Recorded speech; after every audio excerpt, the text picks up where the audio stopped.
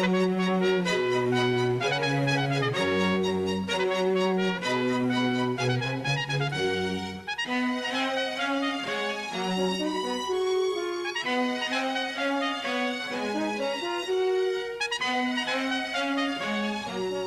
since I was a little girl, I've been climbing up on the kitchen counters to reach the highest shelves in the cabinets. It seems like the kitchen is the heart and the hearth of the home, and all the activities center around the kitchen. So we're going to go out to the garden, come back, try a few peppers, taste a few melons, cut some flowers, do some pruning, and maybe finish up and put our feet up at the end of the day. So stay with us because we have lots of fun things to do at home with Peggy. Mornings at Blooming Acres are very special. It's about the only time you're likely to find a few moments of real peace and quiet. The porch is in the shade and there's always a nice breeze, and with the flowers blooming all around, it's just a wonderful place to sit down and have a cup of coffee. There are some special things that are blooming here that perhaps you may not have seen before. This wonderful pink bush is a crepe myrtle, famous in the South where they grow to large trees. In central Jersey, they're a little iffy, so you have to put them in a protected nook.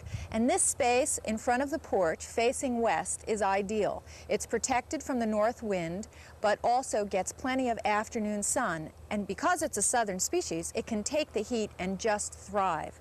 Now you can see that these beautiful flowers are on the very tips of the branches. And what that means is it's blooming on new growth. So even if it has a little winter damage from a rough winter season that's cold or windy or snowy, it will still produce flowers in the summer, even if it dies to the ground and comes up from the roots. That's because the flowers appear on the current season's growth.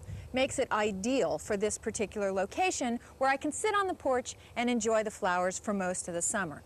In front of the crepe myrtle, you will see that there is a rather vibrant orange flower called a tithonia. Well, it's also called a Mexican sunflower, but believe it or not, the botanical name is more commonly in use. Now, these wonderful flowers are terrific for a couple of reasons. Not only do they also bloom all summer, but they have this wonderful growth habit. You can see this is a dead flower. This one's just recently died. But you can see that the new flowers are actually longer and taller. And in most cases, you don't have to do a lot of deadheading, because as the plant continues to grow, it covers the dead flowers. Now, you don't want to leave them on there because they will, of course, take away from the appearance and take the strength away from the rest of the plant. But it's not something that requires constant maintenance, which is great. Now, disappointing, though, is the fact that they don't make the world's best cut flowers. Now, I'll take one here and I'll show you. They have a very kind of flimsy stem right here, and see how easy they just bend over like that? In the process of cutting, they get floppy. And so unless you're very, very careful with them, they don't do terrific as a cut flower. This one also has a few little bug holes on it. In the monsoon season of the summer of 2000, there's been bugs that we've never seen before, so it's not surprising. But in general, most of the flowers look excellent, and it will continue to produce flowers till frost, so that's terrific. I'm not sure that I'm crazy about the color combination of the tithonias in front of the pink Hopi crepe myrtle, but in the garden all colors go, so we can live with that for this season. Maybe I'll put some pink zinnias here instead next year, because I think the colors of the pink zinnias look a lot more attractive with the pink. Now, there's a couple of other places you can put the crepe myrtle. I have a few tucked into the evergreen hedge. They take a little longer to bloom because they don't get as much sun, but if you don't have an ideal place like this, tucking your crepe myrtle in among the evergreens will also give you a place where they will survive our not quite southern winters. And we've got lots more things to show you, so stay with us here at Blooming Acres.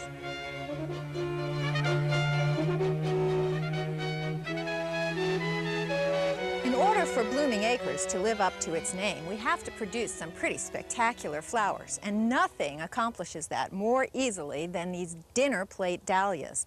This happens to be one of my favorites, which is why I put it right next to the porch so I can see it as I walk up and down on a regular basis. Dahlias are magnificent. they're also a high maintenance flower because they grow from tubers in the ground and you have to dig them up or mulch them very heavily because they will not survive the winter. It's one of those things where it's worth the extra effort because look what you get. These enormous flowers that stand up on tall straight stems with long stems so that you can make excellent cut flowers. It only takes 2 or 3 of these to make a big splash in a vase to bring to a friend's house for a dinner party present or to bring to a friend in the hospital that perk up their day. One of the disadvantages, though, is they don't produce enormous numbers of flowers. They put so much energy into making magnificent flowers that you can see that the number of buds that are on this plant are pretty much all that you're going to get. It may set a few more flower buds, but not a lot. Leaving the flowers on in the garden gives you a focal point from a great distance because of the brilliance of the color. You do need to remove the flowers, though, as they fade, because you can see this one is dropping its petals, it's past its prime. It's no longer the great beauty that it was, so we're going to take this one off. You can see, though, that a lot of times they can be salvaged or at least made a little more attractive because the petals on the bottom can be removed and you're left with the center of the flower that'll still be attractive. Now this one's pretty far gone, but if you had these in a vase and you wanted to keep them looking attractive a little bit longer, you could do this, and then the buds in the center would continue to open, producing more flowers, so you can extend the life expectancy of them for, another couple of days. And since they're so wonderful, it's worth the effort. Now see, that was looking really pretty awful. It's not ideal now, but you could still enjoy it for another couple of days. They last in a vase for about a week or so, and that's well worth the effort. Now, they come in a wide variety of colors, and they need to be in full sun, really, to do their very best. This particular spot is in the shade in the morning, but gets sun for most of the day, which is why the plant is just really thriving. If you don't want to trouble yourself with digging them out in the fall, which is kind of one of the distinct disadvantages, pile the mulch on, keep your fingers crossed. If they come up in the spring, that's great. If not, buy new ones. We have a few more things to show you here at Blooming Acres.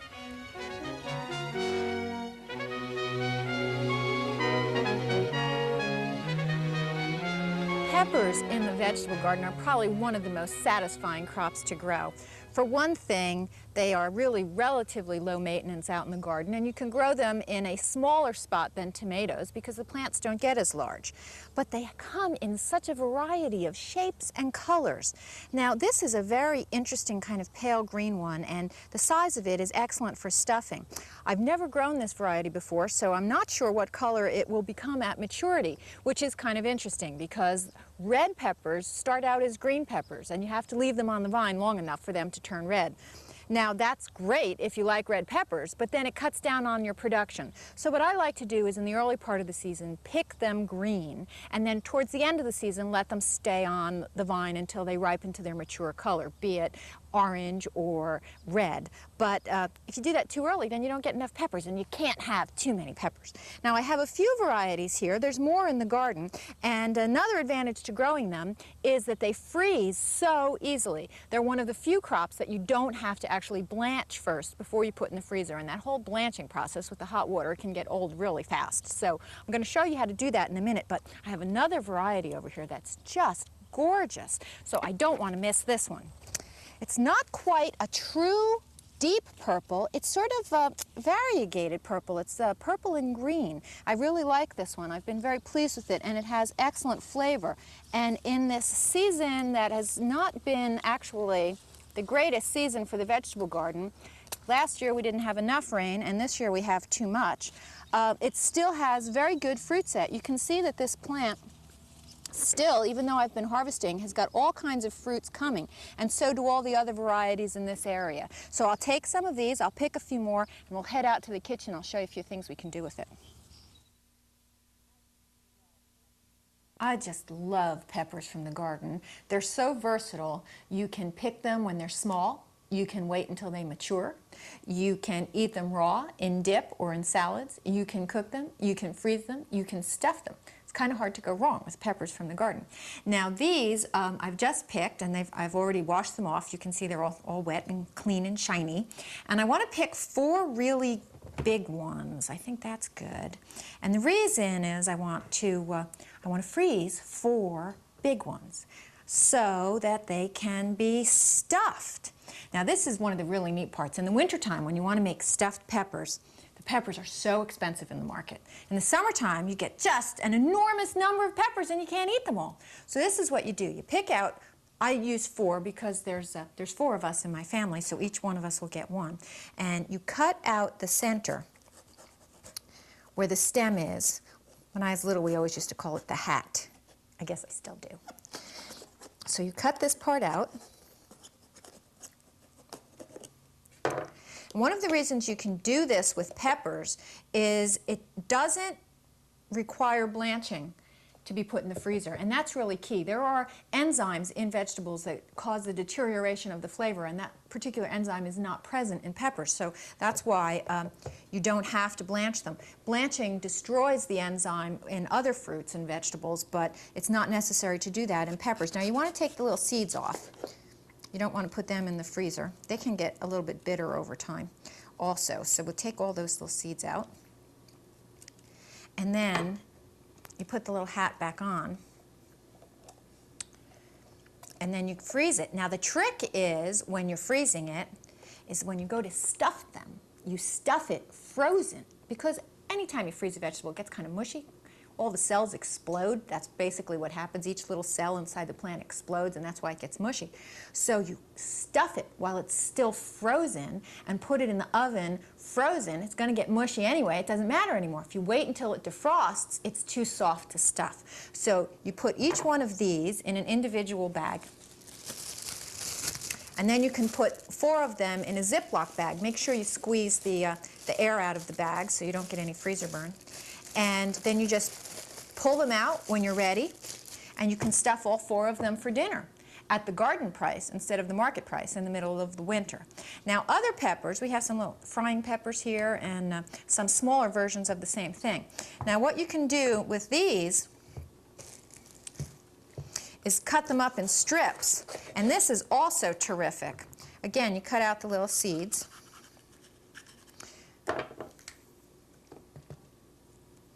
And you can just slice them and put these in a freezer bag and throw them in the freezer, and when you're ready to fry up peppers and onions, maybe put it on some Italian sausage in a big roll in the middle of winter, you take them out of the bag, throw them into the frying pan, and you're ready to go. Peppers, a great backyard garden vegetable. Well, I certainly have a great crop of onions here. They did really well this year. You have to get them in the ground really early, and then by this time of year they're already drying. They've been sitting on this tray that has holes in it that is great for air circulation, and it looks like they're pretty thoroughly dried.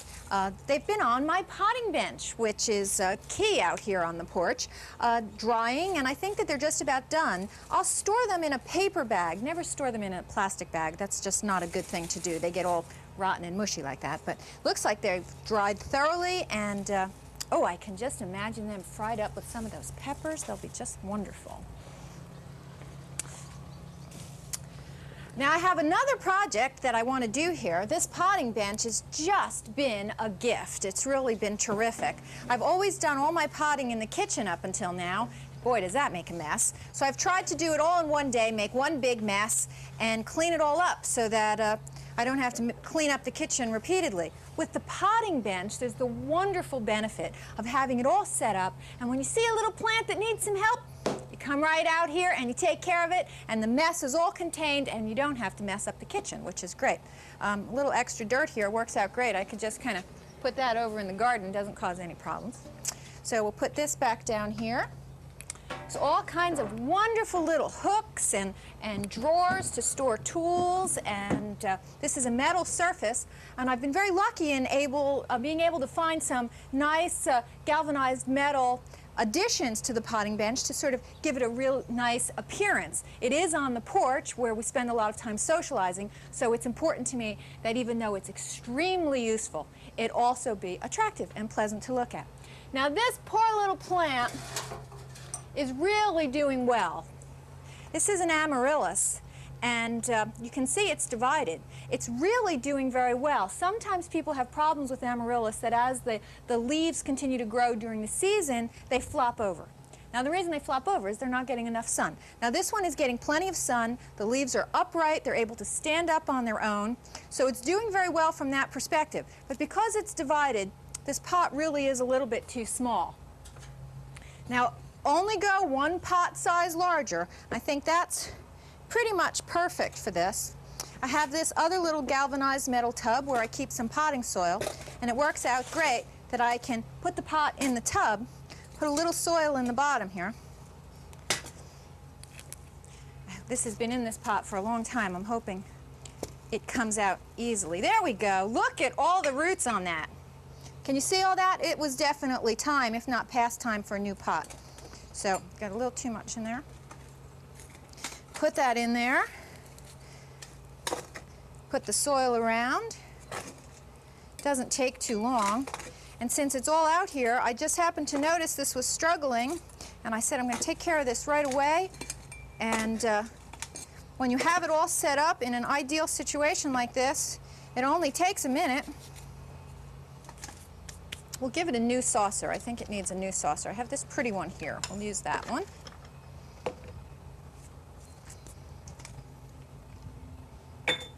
Perfect. And now this may be the best part of all. Look at this magical hose I have here. It stretches over 30 feet. I can water everything on the porch. It's attached to an outside hose and is hanging on the big hook, which keeps it out of the way, and it doesn't really have a tendency to get tangled, which is terrific. That's watered. We'll let that soak in. I'll put it back on the windowsill, and while I'm waiting for that, I'll water the rest of the plants that are out here. Couldn't be easier. The porch is a very multifunctional part of Blooming Acres. It gives us an intermediate space between being inside and being able to enjoy the great outdoors. Up until the time the porch was added onto the little farmhouse, if you wanted to be outside, you were subjected to strong wind, intense sun, and possibly sudden lightning storms. So this gives us a place to function in terms of the potting bench, as well as entertain when we're having company. When we're not using it to its fullest capacity, the kids will often use chalk to draw on the porch surface, and it's probably the world's most elegant doghouse. With 3 large dogs living at Blooming Acres, they spend a lot of time in the backyard, and when they need to get out of the sun and the rain and the wind, they hang out on the porch. As a result of that, the furniture had to have many attributes to meet all the demands. If we had big, soft, squishy cushions, when the dog sat on it, no one else would want to afterwards.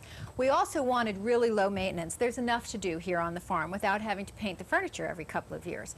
And it had to fit into our budget. This was not an easy combination of things to meet. So I went on the internet after doing an exhaustive search locally and found this wonderful furniture. Manufactured by American Recycled Plastics out of Florida, this is made entirely from old milk jugs. Entirely. And it is white all the way through. Fortunately, Jake sampled it a little bit, put a couple of teeth marks in, and I was able to carve away the little tiny marks, and it is white all the way through. The only thing you have to do in order to maintain it is to clean it every once in a while. It's entirely weather resistant. It will last forever. It can stay outside in the winter, and it was reasonably priced. Now, because of the slats, no dog really wants to get on it, and that's a big relief once they stop chewing on it. And this is quite comfy. Now, with the rocking aspect of it, you can sit here and drink your coffee, read your newspaper, chat. In the evening, perhaps even have a glass of wine as you watch your sunsets. But it had to get delivered, and it had to get put together. I have to admit, that is not exactly my cup of tea. So it was my husband, Tom Costantino, who had the job of putting the furniture together. Come sit with me. Okay. So isn't this wonderful sitting on our porch? It's a great porch. How hard was it to put the furniture together? The people need to know, because people are very busy and they may not have time on their hands to put furniture together. Oh, it was very easy. It actually came in a couple of pre-assembled larger pieces, so you didn't have to put each board together. and it only required a screwdriver and a ratchet, and probably took about maybe 20 minutes, 20 to 30 minutes. Now we have this two-seater rocker, which is, you know, just great for snuggling, but we also have an Adirondack type rocker, and there's many other pieces of furniture that are available. There's benches, there's an Adirondack chair and ottoman that you can sit in and kind of really lay back. But let's take a look at the rocker over here, honey, and you can show them where the pieces sort of come apart, okay? This is a great rocker and very, very comfortable, and you can see the table came with it. Now, I think if we turn this over Sure. and turn it around,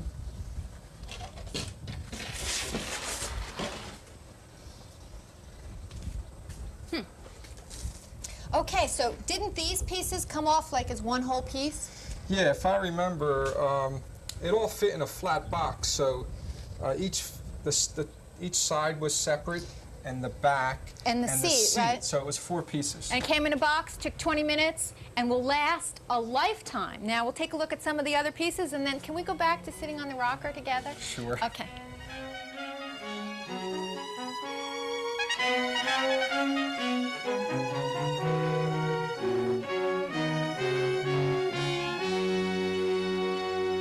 The use of cannas has many, many different wonderful aspects of joy and splendor that they add to the garden. The reason is, of course, that they're very exotic and tropical looking. That's the first reason. But of course, what would they be without the beautiful flowers? Now, these particular cannas do not have the enormous blooms as some of the hybrids or newer releases, but they are very dependable, and I like the height in this particular application. We're on the south side of the house at Blooming Acres, and in an absolute full blazing sun. I'm going to tell you a little secret of these particular cannas. In most cases, you're supposed to dig them out and store them in the winter. I don't know about you, but I have too much work to do for that. So what we tried was burying them in the wintertime in wood chips. And eventually, we even stopped doing that, and we cut the plants down and just let them lay so that we don't have to mulch them at all. And with a little luck, a little protection, and this nice sunny southern exposure, they come back every spring without having to dig them up. Now, that doesn't mean they're not any work at all, because they still need some attention. The flowers die and get very ugly, and of course you want to cut them off, but you want to make sure that you cut them off correctly. And this particular shoot is a prime example of how you need to be very careful. This was the original bloom. This was the next bloom. But you can see here was a side shoot that also had a bloom. And right here is the very next bloom beginning to develop. So if I was careless and not paying attention to what I was doing, I would have come in and seen this dead flower, cut it back to here, and would have lost the potential for additional blooms. So you want to make sure that you only prune it back to where the next shoot is going to come from. Now this one will need to come off soon, so just for so that you can see, we're going to try taking this one off right now. So you see there's this shoot coming out, and we will remove that flower, and this one will open up. And as this one expands, there will be another spot that a new flower will come from. So you want to make sure you don't cut them back too far, because if you cut this one back, say all the way to here, that would be the end of it. But there's a new little flower coming out of this little tiny shoot. If you don't know it's there, wouldn't take but a second to cut it off and it would be gone. So if you prune them correctly, they will produce flowers right up until frost. And as a bonus, I once in a while, if I'm very lucky and I don't move and I stay in a very quiet, sheltered spot, usually from the living room window, I see hummingbirds out here sucking the nectar from these long tubular red flowers, which is just perfect to bring hummingbirds in. So you get foliage, you get this exotic look, they come back every year, you've got bright color, and on a really good, wonderful, magical day, you'll even get a hummingbird. Part of the joy of summer is getting to partake of some of the fruits of our labor. Now, I have to admit, I myself did not grow this beauty, but it is so fascinating and wonderful, and I don't even know what it looks like inside. It looks a little bit like a watermelon, but it has the netting on the outside more like a cantaloupe. when in fact it is a very strange and mysterious melon that came from Uzbekistan, which is part of the former Soviet Union. Now there is a research project going on at Rutgers University where they are growing different kinds of tomatoes and peppers and melons that came from that part of Central Asia that up until recent years was unavailable to us for any kind of an exchange of plant material or scientific information. So these melons that come from that very again, mysterious part of Russia that very few people have been to until recent years, has flavors and has evolved over time to be different than the melons we're used to growing. And in fact, there is an old book that came from Russia that lists 74 different species of melons from that particular area of Russia.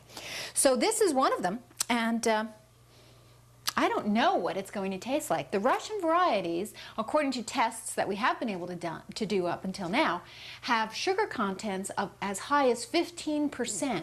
Now, maybe that doesn't mean anything as just a number out of the air, but our sweetest New Jersey melons generally only have a high sugar content of 10 to 12%. So that seems to me, if you're just looking at the cold, hard data, they're going to be yummy. So we're going to try, let's see, it's an oblong sort of thing. We'll try cutting it this way so we can see the seed cavity.